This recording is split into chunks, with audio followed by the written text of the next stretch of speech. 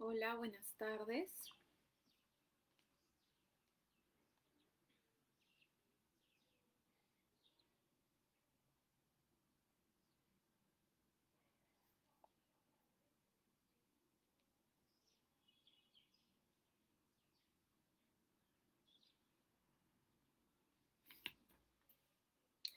Listo, muy buenas tardes. Mi nombre es Paola Rivero, soy miembro del Centro de Estudios para la Transformación Educativa. Como un viernes más, vamos a continuar con los temas. Este mes vamos a seguir tocando el tema del maltrato infantil. En realidad lo que hemos estado hablando, lo que hablamos la semana pasada fue la violencia, ¿no? Que era la violencia en el marco de que efectivamente la semana pasada se celebraba el Día Mundial de la No Violencia, ¿no? Durante este mes vamos a ir tratando distintos puntos que nos pueden interesar, que tienen que ver o están referidos a la violencia. Sí, entonces el día de hoy vamos a conversar sobre lo que es el maltrato infantil. Sí, que es el maltrato infantil, cómo reconocemos que se está dando un maltrato infantil, un poco las causas y sobre todo las consecuencias y qué debemos hacer nosotros si sabemos que algún niño, algún adolescente está siendo violentado en casa, ¿no? En este tiempo. Pero bueno, muchísimas gracias. Les pido por favor que si tienen algún comentario, pregunta, puedan escribirlo en el chat. Vamos a estar muy atentos. Bueno, voy a estar en realidad muy atenta para poder responder a todos sus comentarios. Listo, entonces empezamos. Yo quería empezar con algo que me llamó mucho la atención. Cuando empecé a indagar un poco más sobre lo que implicaba la violencia infantil, el maltrato infantil, me llamó la atención y vino a mi mente recuerdos de muchos, pues ahora los muy comunes memes que nos llegan por todos lados, ya sea el celular, al WhatsApp, qué sé yo, ¿no? O los vemos pues por el Instagram o por el Facebook y muchas veces generan risa. He visto que muchos amigos, conocidos, incluso docentes los han compartido, esto han reenviado, ¿no? ¿Y cuáles son estas imágenes, ¿no? Que yo quisiera en este momento mencionarlas un poco y ver si ustedes recuerdan, ¿no? Cuáles son estas imágenes. Muchas veces aparecen imágenes como, por ejemplo, ¿no? Un niño metiéndose debajo de la cama y tú ves pues la mano del papá con una correa en mano y abajo te ponen el letrero, ¿no? Si nunca hiciste esto, no tuviste infancia, ¿no? Como de alguna manera viendo, claro, si nunca te ocultaste de tu papá que está detrás tuyo con una correa o no te metiste debajo de una cama o te escondiste debajo de algún lugar, no tuviste infancia. ¿No? O hay otros también, por ejemplo, este sí es algo que me parece muy interesante. Han aparecido muchas imágenes en realidad, donde tú veías a un niño, ¿no? Boca abajo, son distintas imágenes en realidad, ¿no? Y a la madre o al padre golpeando, al punto de darle un golpe, ¿no? Entonces incluso, ¿no? Aparecen imágenes como eh, cucharones, sandalias, escobas, y el mensaje dice lo siguiente: qué daño psicológico ni qué nada. Así nos formaron a muchos y no tenemos ningún daño. Al contrario, respetamos, decimos por favor, gracias, con permiso, perdón, buenos días, ¿cómo estás? Eh, ¿No? Me parece muy interesante. O hay otro también que me llama mucho la atención. Me llama mucho la atención y aparece la imagen de una correa y dice: cuenta la leyenda que gracias a este artefacto muchos de nosotros no somos ni vagos, ni delincuentes, ni maleducados, ni malas personas, ¿no? Parece broma y es verdad. Yo he escuchado en muchos momentos, incluso cuando yo daba algún tipo de taller a padres, a padres de familia en colegios, ¿no? Cuando pues no era cuarentena, y di algunos talleres dirigidos a padres de familia. Muchos hacían la pregunta y decían, pero ¿por qué ahora se habla tanto de la violencia infantil? O sea, ahora el niño no podemos tocarle, no podemos hacerle absolutamente nada porque todo es maltrato, todo es violencia, ¿no? Entonces, y me decían, no, señorita, pero a mí me pegaban de chico y mira, salí muy bien, ¿no? O sea, y no necesitábamos psicólogos y todo, y ahora el colegio nos para enviando al psicólogo, la terapia, etcétera, ¿no? Entonces, esos son comentarios que suelen haber, que, que suelen pasar, ¿no? Y a mí me parece algo muy curioso, porque efectivamente con estas imágenes que yo les comentaba, ¿no? Con estos memes, con estas imágenes, pues de esto, si no pasaste por eso, no tuviste infancia, o gracias a que me pegaron, yo puedo saludar, no soy vago, trabajo, etcétera. Me parece curioso y paradójico incluso que en nuestros tiempos hablemos de eso como algo positivo en nuestra infancia, ¿no? O sea, ¿y qué pasa con estas imágenes? Muchas veces descartan la posibilidad de un apoyo profesional y validan la violencia y promueven hacerlo, ¿no? Es como que, bueno, a mí me criaron así de chico, entonces yo también puedo criar así a mis hijos, ¿no? Entonces, si necesitan un golpe, yo les puedo golpear, etcétera, ¿no? Entonces, y es muy curioso porque si yo me pongo a pensar en alguna situación que pasé así, o los invito a ustedes que piensen, claro, ahora yo lo veo como un meme, como una imagen que pasa por las redes sociales, y a lo mejor me saco una sonrisa y digo, ah, sí, no, esto me pasó. Pero yo quiero pedirles a ustedes que ahora vayan hacia atrás y recuerden un poco lo angustiante y tenso y el temor tan inmenso, el miedo, el horror que uno podía haber sentido frente a una inminente golpiza de un padre. ¿No? Yo sé pues que no necesariamente a todos les ha pasado, pero efectivamente, o sea, es esto algo que ahorita nos puede causar risa y podemos decir, sí, pues mira, hemos salido bien, esto, ese momento era muy angustioso, ¿no? O sea, frente a un inminente castigo de una persona, etcétera, ¿no? Entonces, eh, me parece muy curioso, quería empezar con esto porque efectivamente estas situaciones ahorita nos pueden generar risa, pero también son una especie de negación, ¿no? De decir, no, pues todo estuvo muy bien. Y no recordar que efectivamente probablemente en nuestra historia también hubo un tipo de violencia, ¿no? Y no porque nosotros lo hayamos vivido, nuestra generación lo haya vivido, quiere decir que está bien y que tenemos que repetirlo, ¿no? Entonces, algunos incluso lo asocian a un resultado positivo a su crianza, eh, y yo diría en este caso, claro, si yo digo que gracias a la correa, al palo de escoba, a la regla que alguien pudo haberle roto en la cabeza al hijo porque no aprendió una lección, somos mejores personas. Acá yo me pregunto algo, ahorita nos estamos negando la capacidad de creer que somos seres pensantes que efectivamente, sin un golpe, sin un castigo, podemos hacer las cosas bien. Yo diría al contrario, yo diría al contrario a lo que dicen estos mensajes, ¿no? Miren que a pesar de estos, a pesar del golpe, a pesar de los maltratos que algunos pudieron haber vivido en sus infancias, a pesar de eso salimos adelante, ¿no? Porque el castigo físico ni psicológico es justificable, ¿no? Entonces, creo que es muy importante empezar a ver, a ser un poco más críticos con lo que vemos, con lo que decimos, ¿no? Quería empezar con esto solamente para comentarles que aquello que podemos ver como bellos recuerdos cuando mis papás me perseguían para pegarme con una correa, en realidad no son bellos recuerdos. Claro, uno ahorita lo puede recordar y se ríe, ¿no? Le da una sonrisa, pero en realidad eso es violencia. Y yo les quiero llevar a la reflexión a que recuerden qué mal se sentía en ese momento, la angustia, el miedo de saber que estabas próximo a una golpiza, ¿no? Entonces, eso es lo que queremos para nuestros hijos, para nuestros alumnos, en realidad, ¿no? Entonces, de bellos recuerdos efectivamente no tienen nada, ¿no?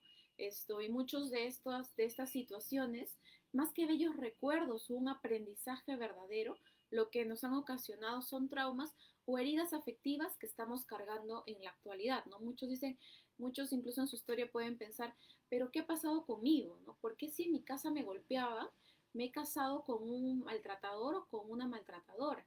¿No? O sea, ¿por qué no soy capaz en estos momentos, por ejemplo, de pandemia, y muchas personas me han preguntado, de manejar mi ira, de manejar mis impulsos y grito y y tiro las cosas? Bueno, probablemente sea porque así aprendimos de pequeños, ¿no? Entonces, estos bellos recuerdos no son tan bellos recuerdos, ¿no? Esto, Bueno, quería empezar con esto para hacer una reflexión y que pensemos, ¿no? Que aquello que muchas veces decimos nosotros, mi generación salió bien, sin necesidad de tanto psicólogo, ni de tantas cosas de la violencia, ni el maltrato, ¿por qué mis hijos no lo van a hacer, ¿no? Pensemos un poquito que también salimos nosotros, ¿no? O bueno, las personas que padecieron algún tipo de violencia o maltrato en su infancia o adolescencia. ¿Listo? Entonces, con esto yo quería comentarles algo que a mí me había llamado la atención para entrar de frente a lo que implica el maltrato, el maltrato infantil, ¿no? Algo que me pareció muy curioso y me llamó la atención es cuando buscaba imágenes para hacer la presentación, salió una que decía, ¿no? Violencia que deja huellas. Efectivamente, todo tipo de maltrato deja huellas, ¿sí? En las personas. Quiero leerles una cifra, ¿no? Que salió el 18 de junio del 2020, en plena pandemia en realidad, ¿no? He buscado, bueno, no hay datos más cercanos, el dato más cercano que he encontrado, pero dice, ¿no? Esta es una cifra que por si acaso sale de un informe que publicó la OMS, ¿no? Pues con la UNICEF, la UNESCO, etcétera, ¿no? La oficina dice de representante especial, el secretario general de las Naciones Unidas sobre la violencia contra los niños y la Alianza Mundial para acabar con la violencia de los niños, ¿no? ¿Qué reportan estos datos? Al 18 de junio del 2020 dice, la mitad de los niños del mundo, es decir, aproximadamente 1.000 millones de niños se ven sujetos cada año a violencia física, sexual o psicológica y sufren traumatismos, discapacidad y muerte, porque los países no han observado las estrategias establecidas para su protección, perdón. ¿No? Entonces, me parecía muy interesante el dato porque efectivamente es algo que se está dando, incluso leía por ahí otro artículo y decía, ahorita probablemente la violencia doméstica, la violencia infantil ha aumentado debido a que debido a a que muchos niños actualmente están viviendo con sus maltratadores, ¿no? Entonces, ¿por qué? Porque claro, antes los niños salían de la casa, iban a la escuela y estaban un tiempo lejos de sus maltratadores. Ahora, por el tiempo de la pandemia, ha tocado que muchos niños vivan dentro con sus maltratadores, ¿no? Entonces, probablemente, como les digo, estas cifras hayan crecido considerablemente. Eh, bueno, ahora yo lo que quiero comentarles es qué es el maltrato, la violencia infantil, o sea, cómo se está dando la violencia infantil. Ya les había comentado la semana pasada que la violencia se da de distintas maneras, ¿no? Creo que algo que nosotros vemos y podemos reconocer es, por ejemplo, la violencia física cuando hay algún tipo de golpe o de agresión, ¿no? En el caso, pues, de usar la correa, esto, o algún otro, o darles una paliza a los niños, etcétera, ¿no? Pero ¿qué pasa? O sea, hay una violencia que que efectivamente deja huellas, pero muchas veces no reconocemos que estamos violentando a nuestros hijos. Por ejemplo, ¿qué es violencia? ¿Qué es lo que también genera violencia? El abandono de los padres. El abandono no solamente físico de los padres, sino también el abandono afectivo. A un niño, así viva con padre y madre, pero si efectivamente no le dan ese amor, esa protección, también es una forma de violencia hacia el niño, ¿no? Muchas veces la sobreprotección también es un tipo de violencia. El rechazar, por ejemplo, al niño cuando te está manifestando cariño, te quiere dar un abrazo, te quiere dar un beso, y tú lo rechazas porque dices, eres un malcriado, y lo botas, eso es violencia, ¿no?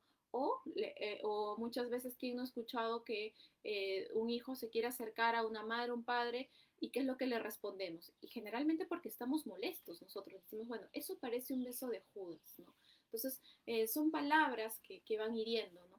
Por ejemplo, también cuando el ridiculizar a los niños cuando nos están manifestando alguna emoción, o colocar, por ejemplo, a los niños en circunstancias caóticas, ¿no? En circunstancias que ellos no están listos para poder asumirlo, ¿no?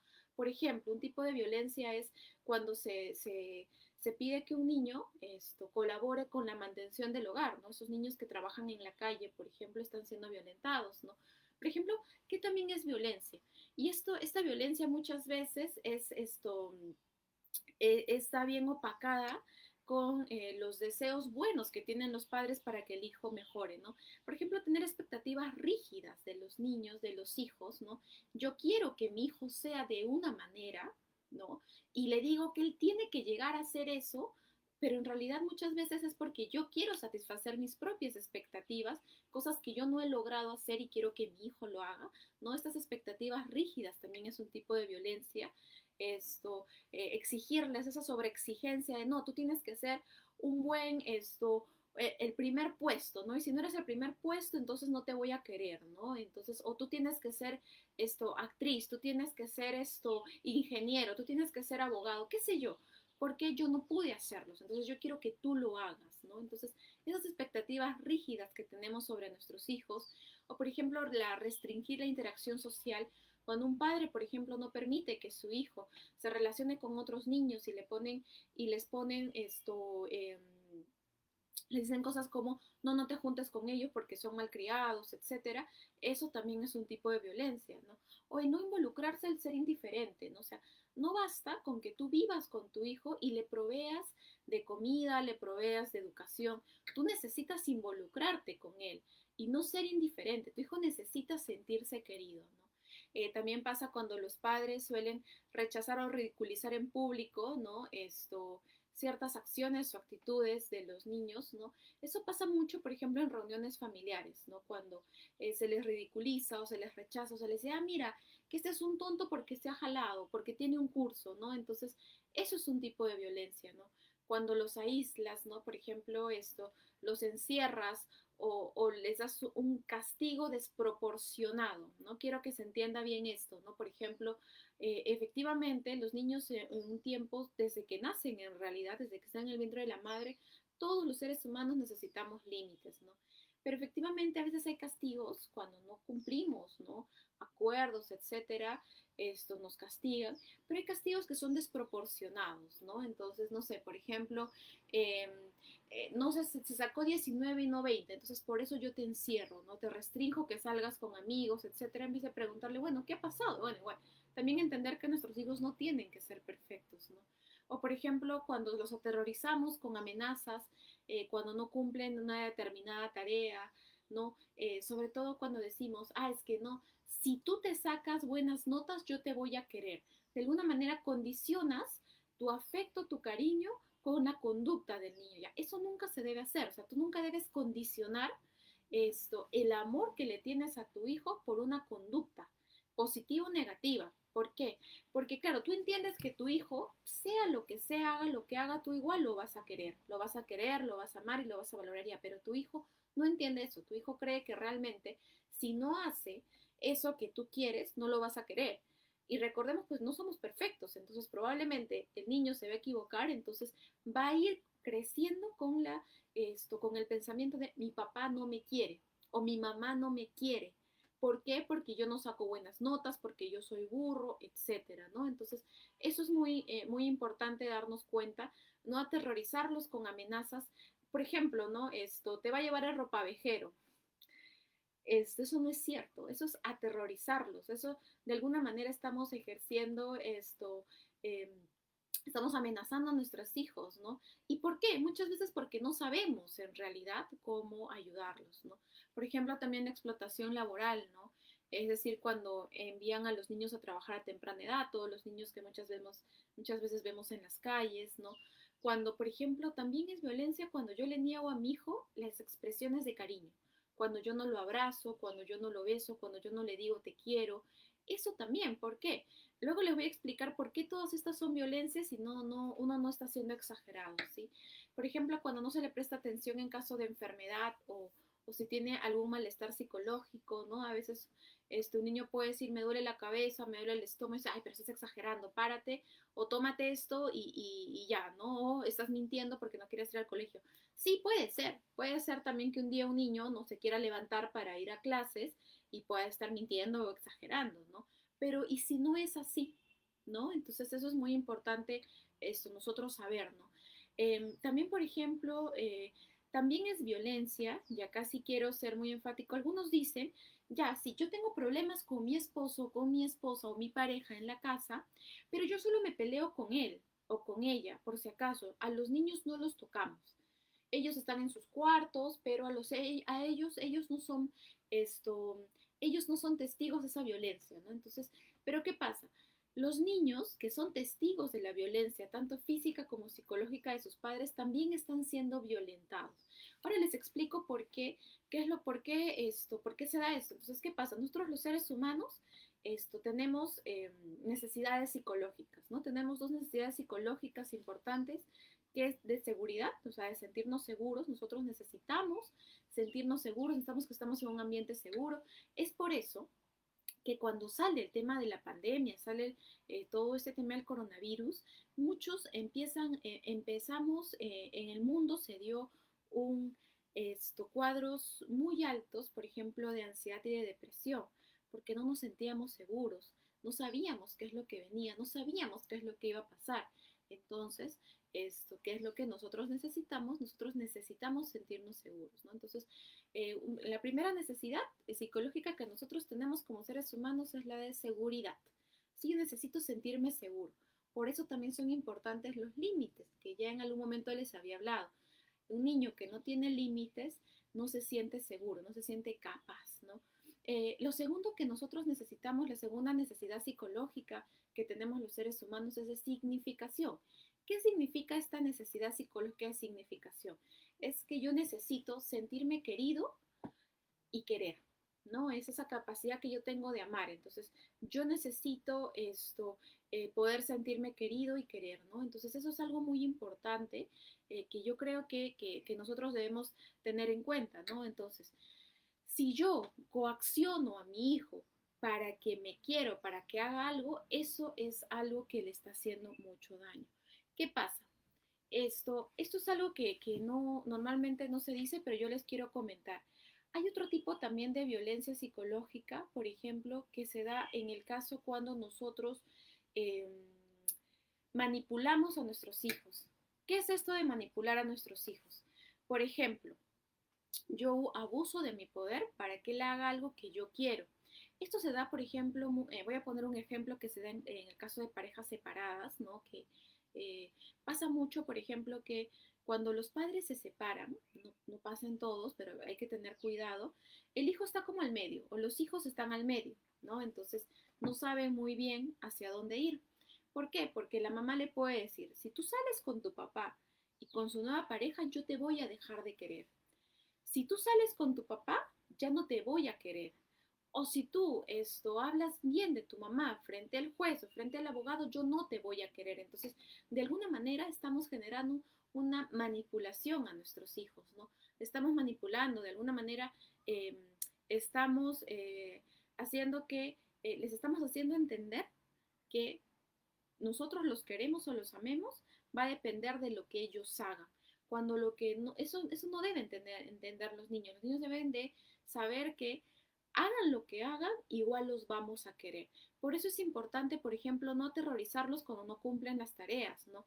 O no ridiculizarlos, ¿no? Por ejemplo, hay personas que cuando no se sacan no se sacan una nota máxima, el papá o se sacan un jalado, ¿no? Una nota desaprobatoria, incluso pégalas. Yo he escuchado un caso que el papá en la sala pega las notas del hijo, las notas jaladas, para que los familiares que lleguen vean que su hijo es un burro, que no sacó buenas notas. Un burro, pues, entre comillas, ¿no? Eso es lo que coloquialmente se dice. Entonces, eso es un tipo de violencia hacia el niño, ¿no? Entonces, por ejemplo, eso, ¿por qué? Porque yo estoy haciendo que mi hijo no se sienta amado.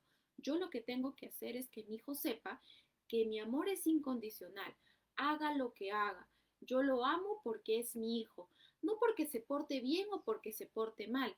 Y muchas veces este tema de portarse bien o portarse mal tiene que ver también con nuestros estilos de crianza, más que con los niños. Los niños no son el problema. Cuando hay malas conductas con los niños, generalmente el problema se está dando en los padres, porque puede ser que el hogar o estén teniendo esto, no sé, sea un hogar algo disfuncional, estén teniendo dificultades, etcétera. Bueno, es muy amplio, ¿no? No quiero cerrarme a dos o tres casos que engloben toda la problemática, pero efectivamente, generalmente cuando los niños tienen dificultades es por la interacción que se está dando en las casas, salvo que tengan alguna dificultad ya neuropsicológica, médica, etcétera, que no es la mayoría, ¿no? La mayoría no se da de esa manera. Bueno, acá hay una preguntita que me están enviando. Esto dice, ¿no? Dice Yamile, dice, ¿cómo podemos prevenir la violencia o maltrato infantil dentro del hogar? Ya, ahorita Yamile voy a darles algunas recomendaciones de cómo prevenir la violencia. Yo creo que lo primero es ser conscientes, ¿no? Ser conscientes, o sea, ser conscientes y reconocer si algunas de estas cosas que yo he mencionado yo las estoy haciendo en mi hogar, ¿no? O sea, si yo estoy violentando a mis hijos, ¿no? Y de ahí, bueno, igual les voy a dar algunas recomendaciones. Y ahí dice, ¿cómo podemos corregir a los niños si sentimos que no nos hacen caso? Es enseñarles. Y como les decía, sobre todo es enseñarles con el ejemplo, ¿no? Y es hablar con ellos. O sea, ¿qué pasa? Lo que yo les decía, muchas veces nosotros llegamos al castigo físico porque subestimamos a los niños y creemos que no tienen la capacidad para entender lo que está pasando. Por ejemplo, muchas veces yo le puedo decir, en vez de yo decirle a mi niño, si te sacas mala nota, no te voy a querer, o compararlo, por ejemplo, mira, ¿cómo es posible? Y esto pasa mucho en los colegios, en familias que han sido, pues que han tenido hermanos mayores o han tenido primos en un mismo colegio. Yo me acuerdo que para nosotros, en mi familia, siempre como que tenías que cumplir un estándar, ¿no? Porque claro, los primos mayores habían estado en un colegio, como que todos los primos pasamos por el mismo, ¿no? Entonces, ¿qué pasaba? Pasaba que los profesores, como ya nos conocían, decían, ah, entonces tú tienes que ser igual de bueno que tu primo o tu prima, ¿no? Entonces, o tu hermano o hermana, ¿no? Entonces, eso era algo que solía suceder, ¿no? Entonces, acá Yamil le pregunta y dice, ¿cómo podemos corregir a los niños? Por ejemplo, ¿no? Yo en vez de decirle a mi niño o a mi hijo, te ha sacado mala nota.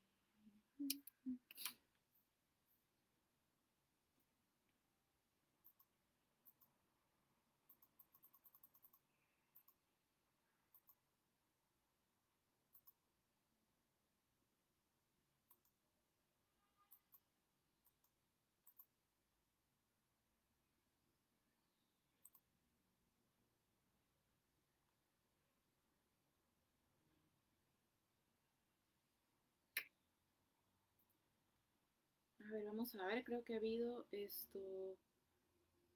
un problemita en la transmisión.